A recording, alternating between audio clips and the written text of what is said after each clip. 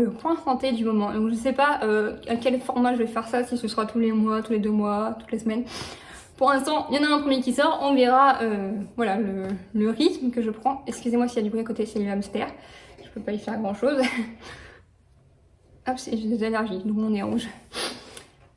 Donc voilà, on va revenir sur un petit point santé, petit, pas tant que ça. Alors je tiens à préciser que ces vidéos n'ont pas pour but de me plaindre, hein, c'est juste pour vous faire un point santé, vous parler de mes symptômes, c'est pas dans le but de me plaindre, c'est pas dans le but de me plaigner du tout. Je suis pas du genre à me plaindre, donc voilà, je préfère le préciser. Il y en a une sacrée, une sacrée liste.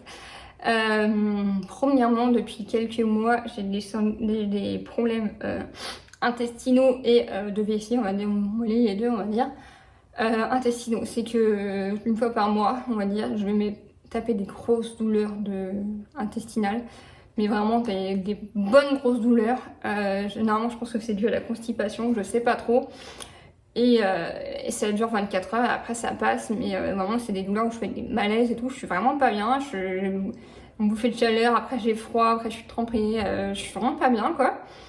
Et je pense que c'est dû à tous mes problèmes d'estomac et tout ça, c'est tout le tout qui bug. Oui, donc je pense que c'est lié aussi à mes problèmes de gastroparalysie. Donc la gastroparalysie, c'est l'estomac qui est paralysé, c'est paresseux. Donc dans mon cas, c'est super aléatoire la gastroparalysie, c'est-à-dire que des fois mon estomac pendant 3 jours va arrêter de fonctionner. Donc je suis obligée de manger vous savez, des délicats, des bouteilles à boire, voilà, pour pouvoir m'alimenter. Des fois il va s'arrêter d'un seul coup, donc en fait je vais avoir l'estomac qui est plein de... Ouais, je mange un repas, il va être plein, mais sauf qu'il va pas se vider, donc soit je vais vomir, soit je vais avoir super mal au ventre et tout, généralement ça va être plus du vomi. Ou soit des fois mon estomac va faire le contraire, donc du moins j'en ai l'impression, il va fonctionner beaucoup trop vite, donc c'est à dire que je suis obligée de manger toute la journée parce qu'autrement j'ai mal à l'estomac parce qu'il est vide. Donc c'est super compliqué à équilibrer et je pense que mes intestins suivent pas du coup parce que forcément voilà. Donc ce que je peux pas faire c'est manger des repas normaux comme une personne normale, c'est-à-dire manger 3 repas à la journée, petit déj, déjeuner et dîner. Je suis obligée de fractionner mes repas quand je mange à table, c'est des petits repas et tout ça parce que autrement dès que je mange en fait si j'ai le malheur de manger rien que déjeuner, dîner en quantité normale pour ma taille, mon âge, mon poids, vous pouvez être sûr que mon estomac s'arrête. Donc voilà, c'est maintenant que j'ai appris à équilibrer tout ça. Voilà, c'est vraiment un symptôme de la maladie, mais qui est très, très enquiquinant au quotidien, on va dire. Il y a des trucs que je peux pas trop manger, on va dire, genre les pommes de terre ou les trucs un peu compliqués à digérer. Heureusement, je mange pas de viande depuis des années. J'avais arrêté de manger de la viande aussi pour ça.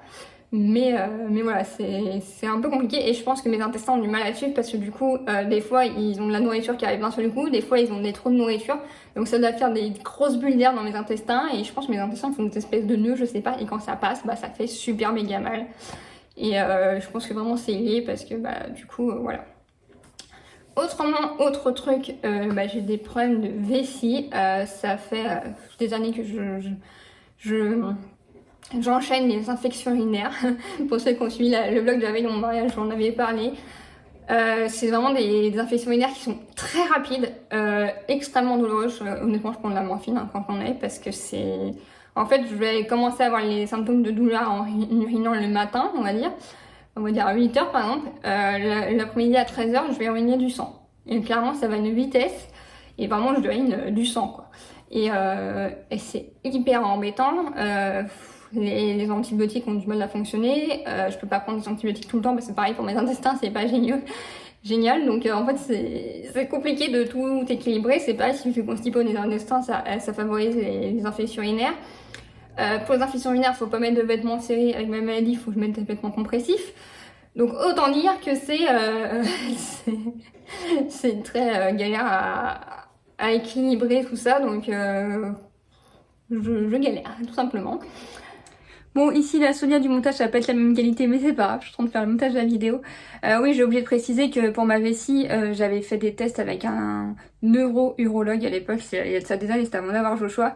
Et en fait, ma vessie se vidange mal. Et il m'avait dit, normalement, il faut aller vous sonder, mais en fait, il considérait que j'étais trop jeune pour me sonder tous les jours, donc il m'a dit, voilà, ça va rester comme ça, voilà, vous allez vous débrouiller, entre guillemets.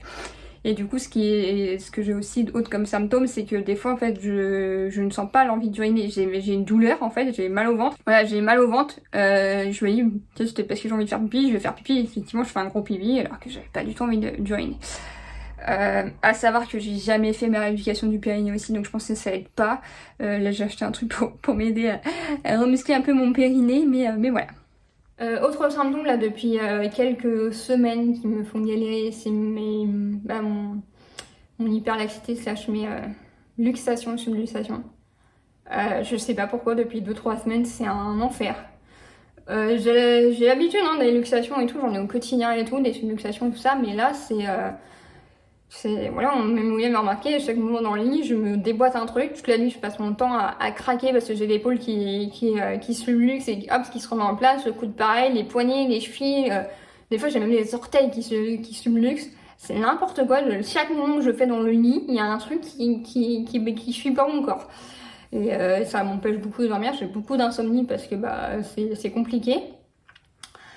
Voilà. Donc ça c'est un truc qui est galère, il faut que je mette plus mes vêtements compressifs, donc là je suis assise par terre donc je les ai pas, mais il faudrait que je les mette un peu plus en permanence. Autre truc qui est un peu enquiquinant, c'est ma cicatrisation dans ma cicatrice du dos, je sais pas si je vais pouvoir vous montrer.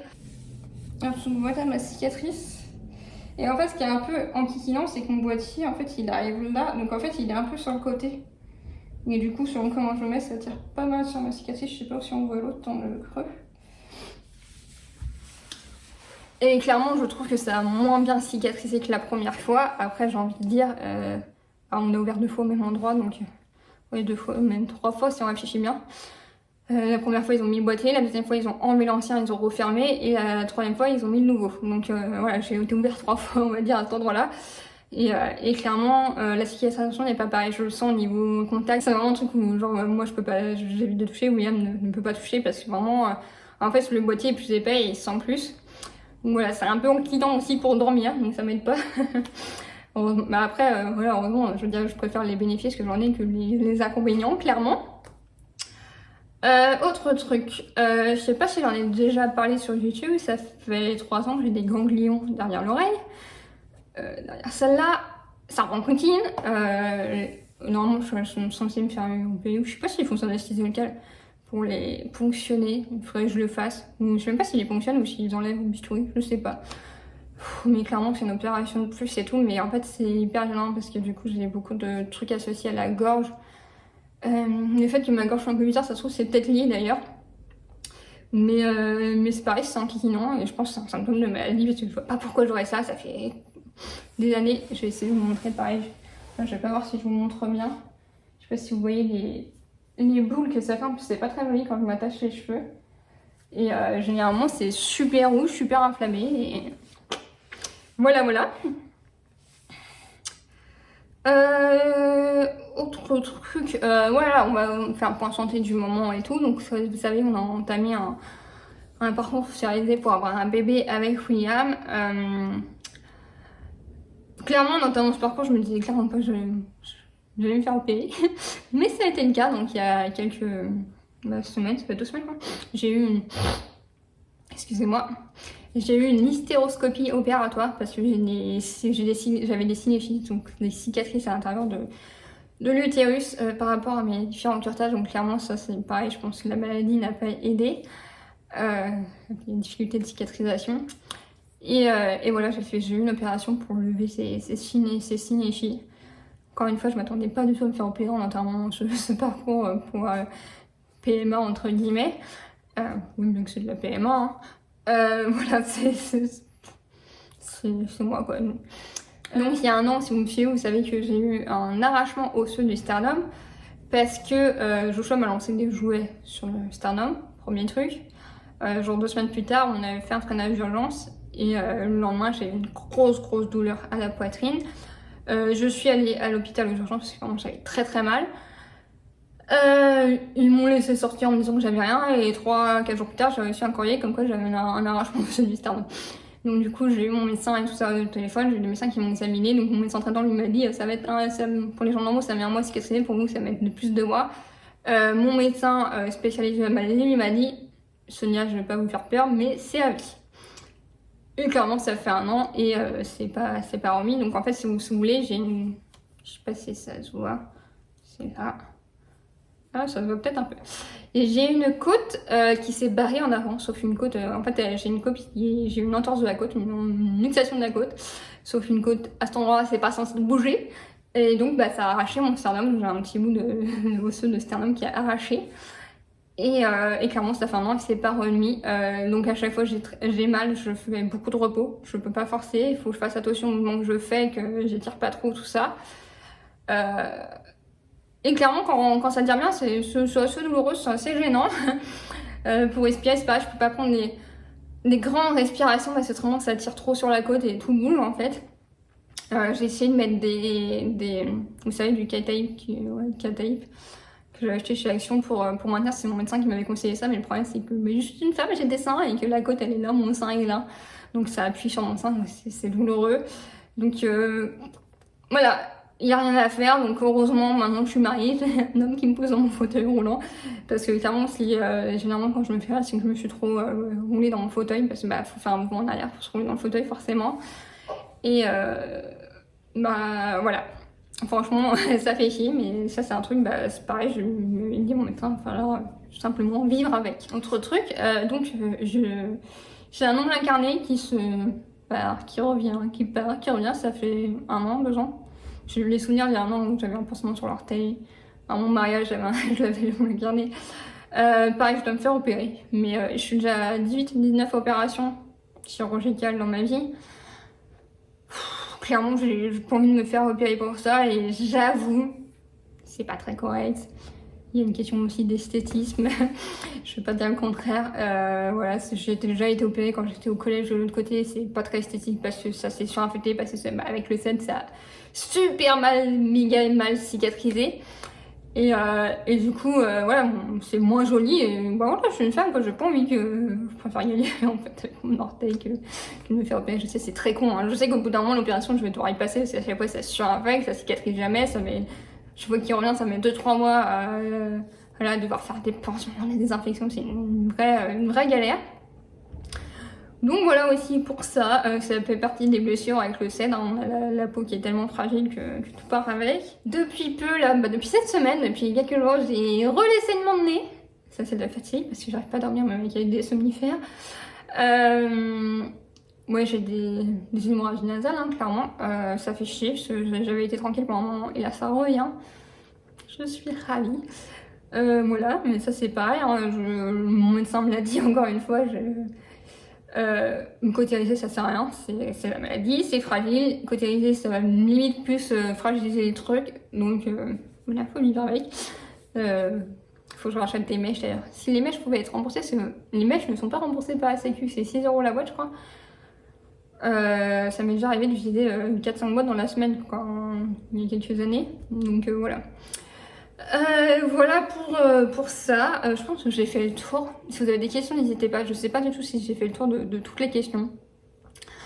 Donc sur Instagram, j'ai eu des questions si vous avez des astuces pour les douleurs intestinales, vessie, tout ça. Honnêtement, je n'ai aucune astuce. D'ailleurs, j'en parlais sur Instagram. Là, j'essaie vraiment de. Bah voilà, j'essaie d'avoir un bébé, donc j'essaie vraiment de me désintoxiquer au niveau médicaments forts, genre la morphine. Donc, je suis pas du tout intoxiquée, hein, j'en prends maximum 3-4 fois par mois.